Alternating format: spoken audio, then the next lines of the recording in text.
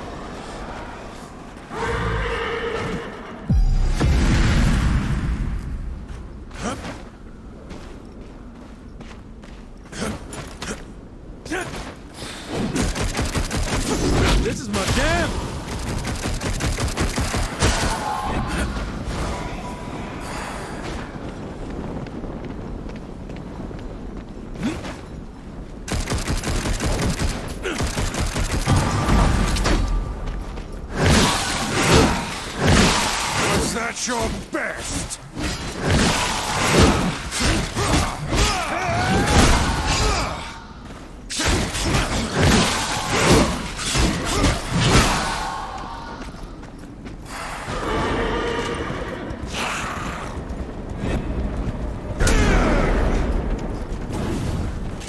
We fear nothing!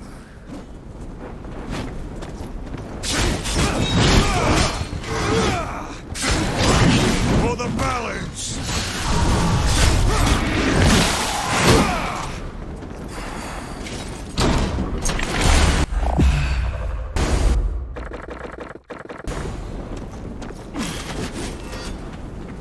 All right, some action already.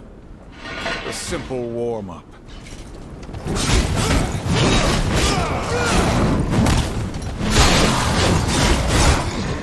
Face judgment! Which side are these demons on, anyhow? How should we know? They all look the same. Sorry, that was insensitive.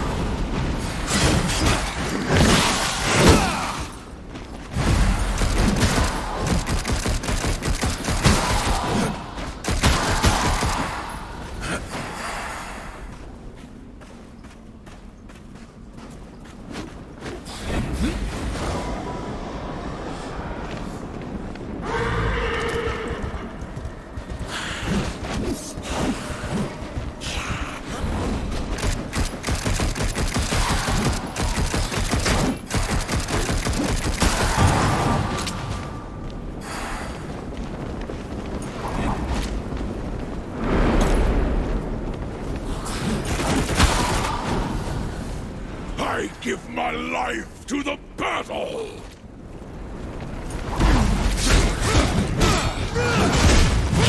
You are just!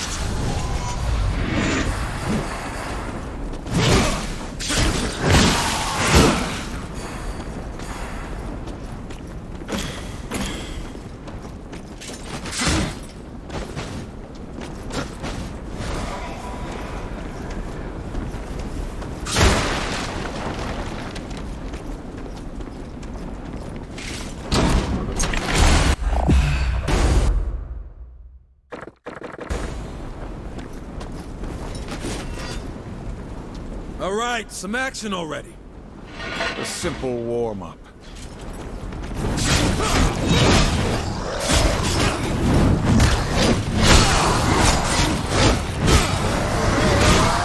You made a mistake! Which side are these demons on, anyhow? How should we know? They all look the same.